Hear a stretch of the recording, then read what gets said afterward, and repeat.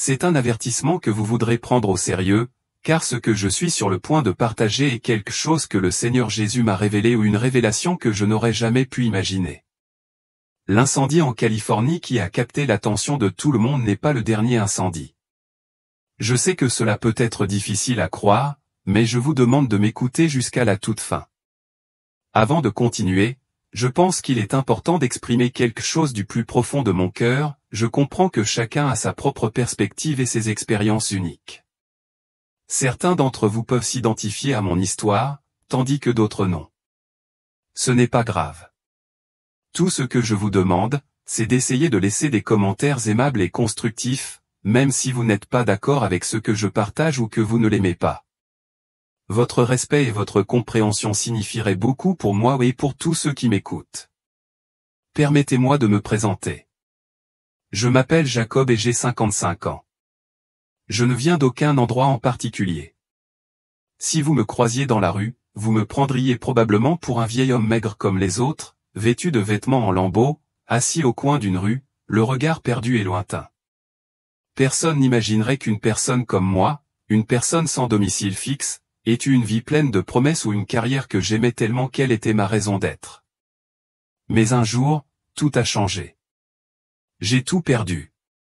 D'abord, c'était une énorme dette due à un mauvais investissement, quelque chose qui a échappé à tout contrôle.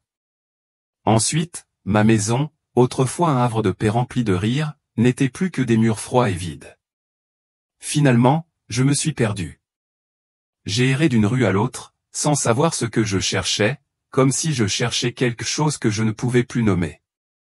La Californie est un endroit particulier, plein de contrastes.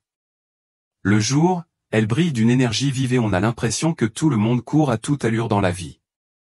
Mais quand la nuit tombe, surtout quand on n'a pas de maison, elle se transforme en un monde froid et aliénant. J'ai passé de nombreuses nuits recroquevillées sous un pont, ma fine couverture ne m'offrant que peu de protection contre le vent. Je restais éveillé et me demandais, pourquoi suis-je ici? Pourquoi Dieu a-t-il laissé cela m'arriver? Et pourtant, même dans mes moments les plus sombres, je n'ai pas pu me résoudre à abandonner ma foi. Cela peut paraître étrange, n'est-ce pas? Un homme sans rien à son nom, sans richesse matérielle et sans domicile, croit toujours en Dieu. Mais je sais que ce n'est pas parce que je suis quelqu'un de spécial ou que j'ai une force extraordinaire. Non, je crois parce que je sens sa présence toujours, discrètement, mais indéniablement présente. Chaque fois que je lève les yeux vers le vaste ciel étoilé, je sens quelque chose au-delà de moi-même, une présence qui n'est ni bruyante ni éblouissante, mais bien réelle. J'ai prié de nombreuses nuits, Dieu, si tu es vraiment ici, aide-moi à comprendre. Je n'ai plus besoin de richesse ni de célébrité ou j'ai juste besoin de savoir que tu m'écoutes toujours. Et tu sais quoi? Il m'a répondu. Pas immédiatement, mais sa réponse est arrivée au moment le plus inattendu, d'une manière que je n'aurais jamais pu prévoir. Je ne partage pas cela avec vous pour rechercher la pitié, ni pour me positionner comme une sorte de héros. Je veux simplement vous rappeler que même dans nos heures les plus sombres, il y a encore de la lumière à trouver. Les rues de Californie, où je me promène chaque jour, sont si pleines de vie qu'elles ressemblent presque à une scène de film. Partout où l'on regarde, il y a une activité animée. Mais pour moi, même au milieu de cette agitation, mon existence est étrangement calme. Je n'ai nulle part où aller, rien d'autre à faire que marcher et observer. Vivre de cette façon errante m'a permis d'entendre d'innombrables histoires. Des disputes sur le trottoir, des confessions chuchotées dans les coins des cafés, des gens partageant leurs grands rêves et d'autres se plaignant simplement de leur vie. Mais ce qui me frappe le plus, ce sont les gens qui se moquent de Dieu, le ridiculisent ou nient carrément son existence. Au début, je n'éprouvais que de la tristesse en entendant de telles paroles. Je pensais qu'ils ne pouvaient tout simplement pas comprendre la profondeur de ce que je ressentais. Mais ensuite, quelque chose d'inhabituel s'est produit. Je me souviens de la première fois où j'ai été confronté à cela, un homme se tenait au coin d'une rue, riant bruyamment, proclamant que Dieu n'existait pas. Je l'ai regardé, mais je n'ai rien dit. Mon regard s'est porté, presque par accident, sur un carré d'herbe à proximité. À ma grande surprise, je l'ai vu ce carré d'herbe, qui était luxuriant et vert, a soudainement commencé à se faner. Puis, dans le plus étrange des spectacles, il a émis de fines volutes de fumée, comme s'il était consumé par le feu. Je me suis figé à cet instant. Je ne pouvais pas croire ce que je venais de voir. Au début, je me suis convaincu que j'avais dû l'imaginer. Peut-être que le temps sec avait rendu l'herbe plus vulnérable au feu, pensais-je. Mais au fil du temps et à mesure que j'ai vu des événements similaires se dérouler à divers endroits chaque fois que quelqu'un se moquait de Dieu ou niait sa présence, la vérité est devenue indéniable. Ce n'était pas une coïncidence. Il y avait quelque chose de bien plus grand à l'œuvre ici, quelque chose qui dépassait ma compréhension. Puis, les événements étranges ont continué. Un jour, alors que j'étais assis à mon coin habituel, un homme s'est approché de moi. Ce n'était pas un inconnu où tout le monde dans ce quartier savait qui il était. Un homme d'affaires prospère, une riche star hollywoodienne, célèbre et pourtant notoire pour son sarcasme cruel et mordant. C'est un homme qui ne croit pas en Dieu et se moque souvent de quiconque ose parler de religion. Ce jour-là, j'étais assis tranquillement, profitant de la chaleur rare du soleil qui filtrait à travers les grands immeubles imposants autour de moi.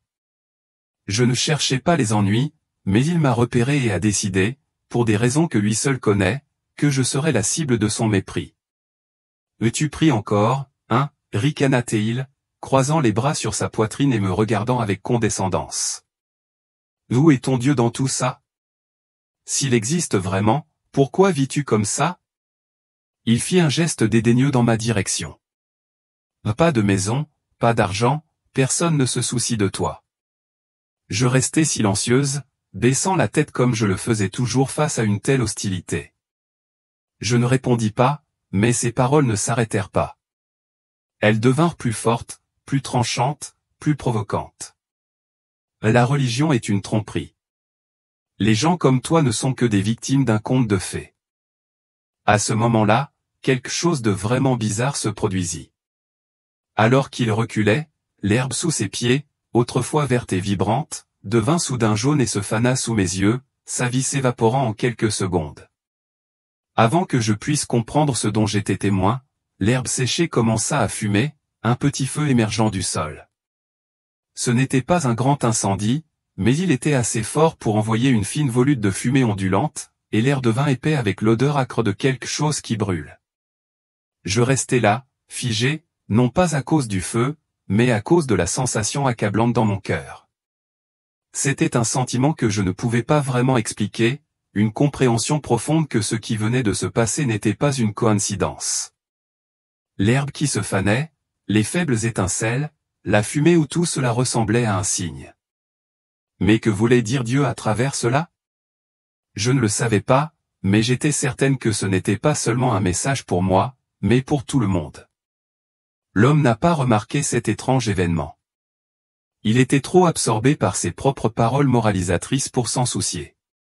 Mais je ne pouvais pas détourner le regard. Cette herbe qui brûlait ou ces brins d'herbe mourant n'était pas un événement aléatoire.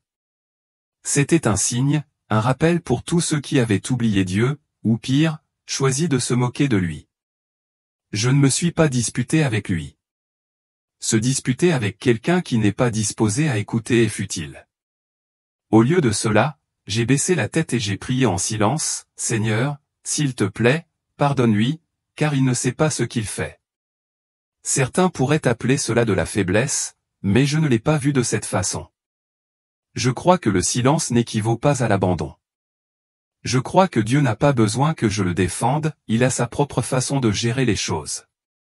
Et cette herbe qui brûle, c'était sa façon de nous rappeler à tous qu'il est toujours présent, même lorsque nous ne parvenons pas à le reconnaître. Les jours se sont transformés en semaines, et j'ai continué mes pérégrinations. Malgré le vide, malgré la solitude, j'ai vu d'autres signes.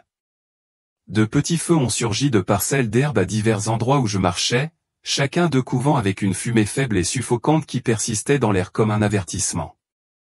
Je ne pouvais pas me défaire du sentiment que Dieu essayait de me dire quelque chose, mais je ne savais pas ce que c'était. Tout ce que je pouvais faire, c'était prier, en espérant que la réponse viendrait. Puis, un jour, peut-être en réponse à mes prières constantes, Dieu m'a donné une réponse que je n'aurais jamais pu imaginer. C'était le 22 décembre 2024, une journée inoubliable. Ce matin-là, je me suis retrouvé à marcher vers un vieil escalier branlant derrière un entrepôt abandonné. C'était un endroit que j'avais appris à bien connaître, mon sanctuaire contre le froid rigoureux de l'hiver.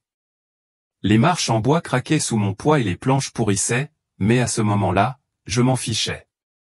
J'avais juste besoin de trouver un coin tranquille où m'asseoir et reposer mon corps fatigué. Mais lorsque j'ai marché sur la dernière planche, elle a cédé sous moi. En un instant, je me suis senti tomber et avant que je puisse comprendre ce qui se passait, mon corps a heurté le sol. Le craquement sec de l'impact a résonné dans mes oreilles et la douleur a explosé dans ma tête. Puis, tout est devenu noir. Quand j'ai repris connaissance, j'ai été choqué par ce que j'ai vu. J'étais allongé là, immobile, du sang s'accumulait autour de ma tête et tachait le vieux bois sous moi. Pourtant, à ce moment-là, je n'éprouvais aucune peur. Aucune panique. Aucune douleur. C'était comme si je m'étais détaché de tout ce qui comptait autrefois pour moi. Je me suis dit, ça y est. C'est la fin de mon voyage. L'errance, les prières, tout cela menait à ce moment. Il y avait une pointe de regret, certes, mais elle était passagère. Puis, quelque chose d'incroyable s'est produit. Une lumière aveuglante, si brillante qu'elle semblait m'attirer, est apparue devant moi. Je me suis senti attiré vers elle, emporté comme une feuille dans un courant puissant. Mais il n'y avait aucune peur, aucun sentiment de danger. Je ne pouvais pas lui résister, et je ne le voulais pas. La chaleur qu'elle dégageait ne ressemblait à rien de ce que j'avais connu auparavant, une sorte d'étreinte que je n'avais pas ressentie depuis des années. Et dans cette chaleur, je savais que je n'étais pas seul. Alors que j'essayais de donner un sens à mon environnement, je me suis retrouvé au centre d'un vaste champ sans fin de verdure luxuriante et vibrante. L'air était empli du bruissement apaisant de la brise qui balayait le paysage, transportant le doux parfum terreux des fleurs et des herbes.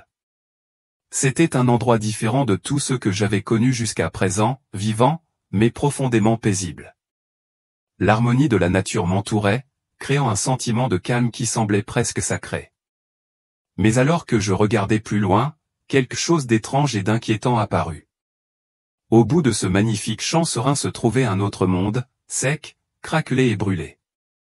Des flammes vacillaient et dansaient à l'horizon, comme si elles essayaient de tout dévorer sur leur passage. Le contraste entre ces deux royaumes était si frappant, si terrifiant, que je ne pouvais détacher mes yeux. L'un était plein de vie, l'autre consumé par la destruction. Je me tenais là, coincé entre deux forces opposées, ne sachant pas dans quelle direction me tourner. Et alors que je restais figé, une question bien plus grande que tout ce que j'avais jamais posé auparavant commença à émerger dans mon esprit: pourquoi suis-je ici? Que va-t-il se passer ensuite? Au moment où ces pensées tourbillonnaient en moi, la scène autour de moi changea. La lumière s'intensifia à l'éclat dur du soleil, mais une lumière pure et puissante qui m'enveloppa d'une étrange douceur.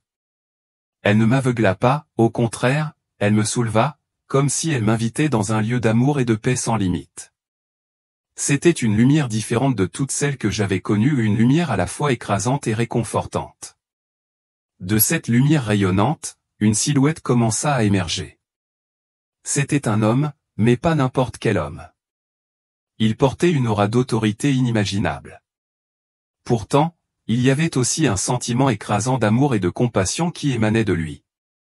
J'ai immédiatement su qui il était, le Seigneur Jésus. Ses yeux étaient profonds et pénétrants, comme s'il pouvait voir au plus profond de mon être, comprenant toutes mes pensées, mes peurs, mes luttes et les blessures que j'avais portées tout au long de ma vie.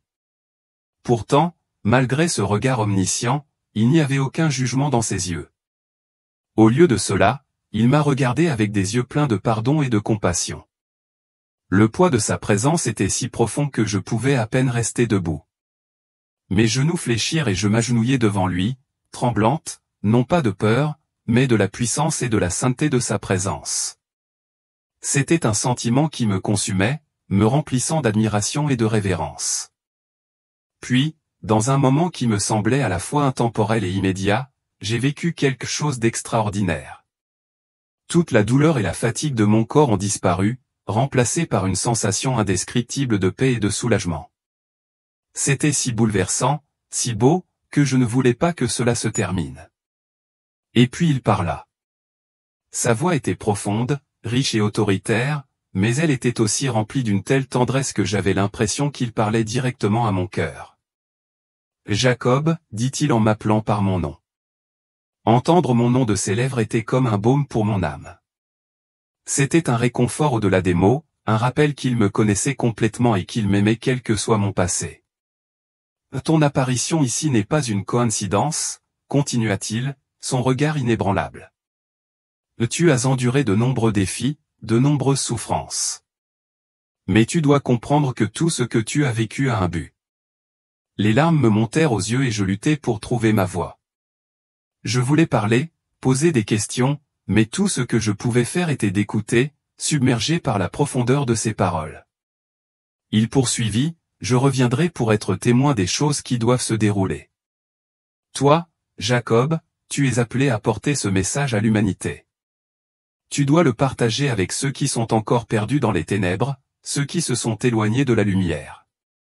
Tu seras celui qui sera témoin des changements à venir, des avertissements dont il faut tenir compte avant qu'il ne soit trop tard. » Bien que je ne comprenne pas pleinement le poids de ces paroles, une chose était claire pour moi, je ne pouvais pas retourner à la vie que j'avais connue sans porter ce message. Il y avait un sentiment d'urgence, un appel qui m'emplissait d'une conviction profonde et inébranlable. Puis, comme pour clarifier son message, le Seigneur m'a montré une vision si vive qu'elle a arrêté mon cœur. Je me suis retrouvé debout sur une colline, contemplant une ville moderne et tentaculaire. Des gratte-ciel dominaient les rues, des véhicules passaient en trombe et des foules grouillaient de l'énergie de la vie quotidienne. C'était une scène d'activité et de mouvement, mais il y avait quelque chose de profondément anormal dans tout cela. Au début, je n'arrivais pas à mettre le doigt sur ce qui n'allait pas, mais ensuite, c'est devenu clair, il manquait quelque chose d'essentiel à la ville. Les églises, autrefois des lieux de culte sacrés, étaient négligées et oubliées. Les statues et les peintures qui honoraient autrefois Dieu étaient abandonnées, ramassant la poussière et se délabrant. Les gens passaient devant ces lieux sans y jeter un second coup d'œil, comme s'ils n'avaient plus d'importance, comme s'ils avaient perdu leur utilité. Le poids de cette prise de conscience m'a frappé comme un coup physique. La ville, cet endroit qui aurait dû être plein de révérence et de dévotion, était devenu un lieu d'apathie, un reflet du vide spirituel qui avait pris racine dans le cœur de tant de personnes. Et j'ai compris, à ce moment-là, que c'était le message que je devais partager, l'humanité s'était éloignée du chemin de la foi, et sans retour à Dieu, la destruction était inévitable. À ce moment-là, j'ai su que l'avertissement que j'avais reçu ne s'adressait pas seulement à moi, mais à nous tous. Nous ne pouvons pas nous permettre d'ignorer les signes, de laisser les flammes de la destruction tout consumeurs sur leur passage. Il est temps pour l'humanité de revenir à la lumière, de rallumer le feu de la foi avant qu'il ne soit trop tard. En traversant la ville, je suis tombé sur une place où une grande foule s'était rassemblée. Leur voix était forte et confiante, discutant de ce qu'ils appelaient les merveilles du monde moderne, la science, la technologie et l'argent. Avec une grande fierté, ils proclamaient leur réalisation, insistant sur le fait que tout ce qu'ils avaient gagné était le résultat de leurs propres efforts. Ils se moquaient de l'idée d'avoir besoin de Dieu, déclarant ouvertement que croire en lui était inutile. Le Dieu n'a aucune importance, a déclaré l'un d'eux avec audace. Nous décidons de notre propre destin. Un frisson me parcourut tandis que j'écoutais leurs paroles. Ils parlaient avec une telle arrogance et un tel mépris, se moquant de celui qui les avait créés. Cela me faisait mal de les entendre, car ils ne se rendaient pas compte de la profondeur de l'offense qu'ils causaient. Dans leur orgueil, ils se détournaient de celui qui leur avait donné la vie et le souffle. Je sentis une vague de colère monter en moi. Je voulais me lever, réfuter leurs affirmations et leur rappeler la vérité qu'ils avaient si négligemment écartée. Mais malgré le désir ardent de parler, je ne pouvais pas. C'était comme si j'étais paralysé, prisonnier de moi-même, impuissant à changer le cours des événements qui se déroulaient devant moi. Et puis, soudain, tout changea. Une série de cris stridents perça l'air, suivie d'une éruption de flammes qui semblait venir de toutes les directions. Le sol tremblait sous mes pieds alors qu'un énorme feu s'élevait de la terre, se propageant rapidement et consumant tout sur son passage. Les bâtiments s'effondrèrent et une épaisse fumée noire se déversa dans le ciel, obscurcissant le soleil. Le chaos éclata dans toute la ville tandis que les gens fuyaient dans toutes les directions, le visage empli de terreur, cherchant désespérément un endroit sûr. Mais il n'y avait nulle part où fuir. Le feu les entourait et leurs cris d'aide furent noyés par le bruit des flammes. Personne ne pouvait échapper à la colère qui s'était abattue sur eux. J'ai regardé avec horreur la ville, autrefois pleine de vie et d'activité, être engloutie par la destruction. La lueur rouge du feu jetait une lumière étrange sur la scène et des explosions résonnaient dans l'air tandis que les bâtiments s'effondraient. L'air était chargé de l'odeur âcre des débris en feu et le désespoir pesait lourd sur tout. Ce n'était pas seulement une catastrophe naturelle. J'ai réalisé avec un profond sentiment d'angoisse qu'il s'agissait d'une punition ou un jugement divin pour une société qui s'était égarée, avait tourné le dos à Dieu et refusé d'écouter ses avertissements. Le feu était un symbole des conséquences du rejet de la foi et de la vie dans l'orgueil et l'illusion. Et puis j'ai entendu la voix de Dieu. Cette fois, ce n'était pas la voix réconfortante et douce que j'avais entendue auparavant. Elle était ferme, pleine de tristesse et de chagrin. C'est la première punition, Jacob, dit-il. Quand l'humanité continuera à désobéir et à rejeter mes paroles, quand elle vivra sans foi, elle devra faire face aux conséquences de son orgueil et de son illusion. Cela a été prédit et c'est inévitable. Ces paroles m'ont profondément frappé, non pas de colère mais d'une profonde tristesse. Je pouvais sentir la tristesse dans sa voix, la douleur qu'il ressentait pour les âmes qui avaient choisi de se détourner de lui. Il n'y avait aucun jugement dans son ton, seulement un profond regret douloureux pour les choix qu'elles avaient faits. Avant que je puisse parler, il m'a conduit à un autre endroit, une vue que je n'oublierai jamais, une vue qui restera gravée dans ma mémoire. Nous sommes arrivés à un vaste lac de feu sans fin.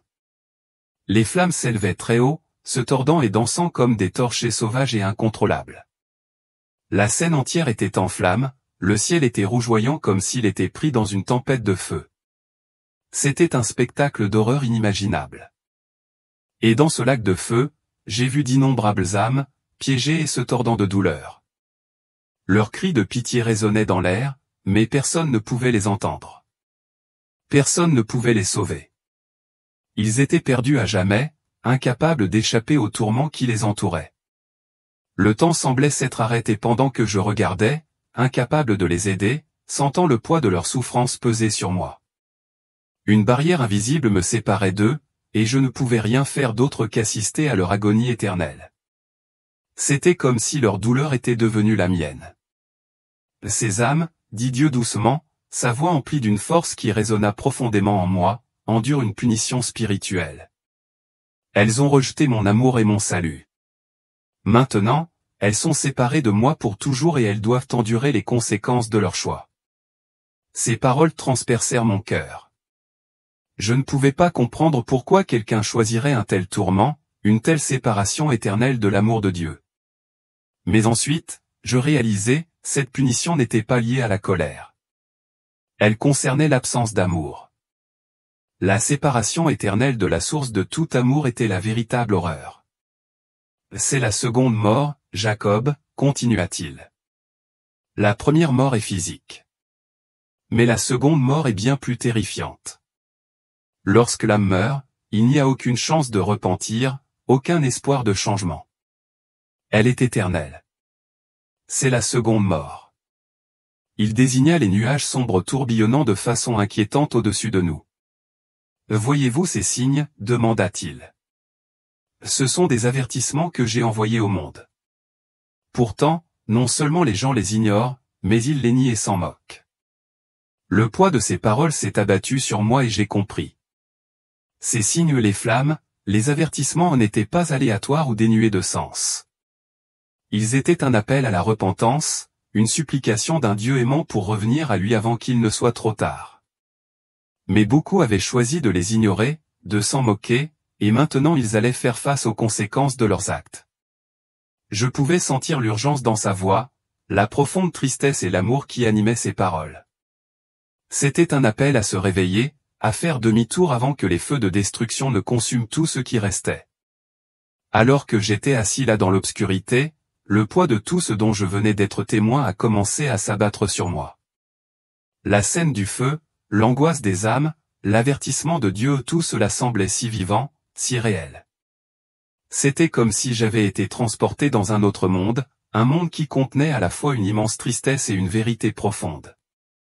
Le message du Seigneur résonnait dans mon esprit, implacable et clair, l'humanité devait revenir à lui avant qu'il ne soit trop tard. Pendant longtemps, je suis resté assise dans le silence, essayant de comprendre ce qui venait de m'arriver. Mon cœur était lourd de la responsabilité qui m'avait été confiée. Comment pourrais-je revenir en arrière et partager ce message? Comment pourrais-je convaincre les autres de la vérité dont j'avais été témoin alors que le monde semblait si éloigné d'elle? L'obscurité de la nuit semblait m'entourer, mais je n'avais plus peur. Il y avait une paix profonde en moi, une paix dont je savais qu'elle n'était pas la mienne. C'était une paix qui ne pouvait venir que du Seigneur. Je n'avais pas toutes les réponses, mais je savais une chose avec certitude, je ne pouvais pas ignorer le message qu'il m'avait donné. Je devais avertir les autres. Je devais faire tout ce que je pouvais pour les aider à comprendre l'importance de se tourner vers lui avant qu'il ne soit trop tard. Mes pensées se sont tournées vers l'herbe desséchée et le feu qui symbolisait la rébellion de l'humanité.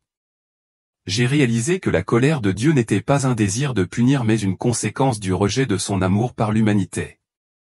Il ne voulait pas que quiconque périsse, il voulait que tous soient sauvés. Mais sa sainteté ne pouvait pas ignorer le péché pour toujours. Il fallait donc tenir compte de ces avertissements. Je me suis levé, mes jambes me paraissant plus fortes que jamais depuis des années, comme si j'avais reçu une nouvelle force d'une source inconnue. La nuit était calme et le froid n'avait plus d'importance. J'ai pris une profonde inspiration, comme si j'essayais de me remplir du courage dont j'aurais besoin pour affronter le monde et partager cette vérité. Il n'y avait plus de retour en arrière possible. Le message que j'avais reçu ou l'avertissement de Dieu était clair. Les gens devaient cesser de se moquer de lui. Ils devaient cesser de rejeter son amour. Le temps pressait.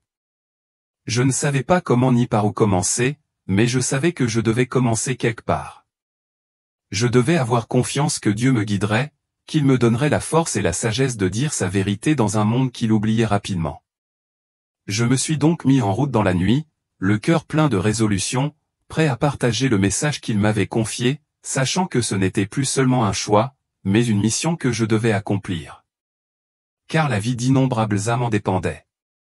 En regardant l'incendie faire rage en Californie, la réalité m'a frappé avec une force écrasante. Les visions que j'avais vécues, la destruction, la souffrance et les conséquences du rejet de Dieu par l'humanité se déroulaient sous mes yeux. J'éprouvais un sentiment d'effroi esséurant, mais aussi une profonde urgence en moi. Ce n'était pas une coïncidence. C'était un signe. Les images de ma vision étaient désormais un cauchemar vivant, et je ne pouvais ignorer le lien. Le feu que je voyais devant moi semblait faire écho à celui dont j'avais été témoin dans ma vision, sa fureur, sa destruction, l'impuissance de ceux qui étaient pris au piège dans le chaos. Et je savais, au fond de moi, que ce n'était pas seulement un désastre. C'était un avertissement. C'était un signe du châtiment plus grand que Dieu avait prédit, une conséquence du refus de l'humanité d'écouter, de se repentir, de revenir à lui. Je pouvais sentir le poids de la responsabilité s'alourdir. Ma mission était devenue encore plus claire. Dieu m'avait prévenu, et maintenant je devais agir, quel qu'en soit le prix. Je devais continuer à parler, à dire aux autres, à m'assurer que les gens comprennent la gravité de ce qui se passait. L'incendie n'était pas seulement une catastrophe naturelle, il faisait partie d'un tableau beaucoup plus vaste.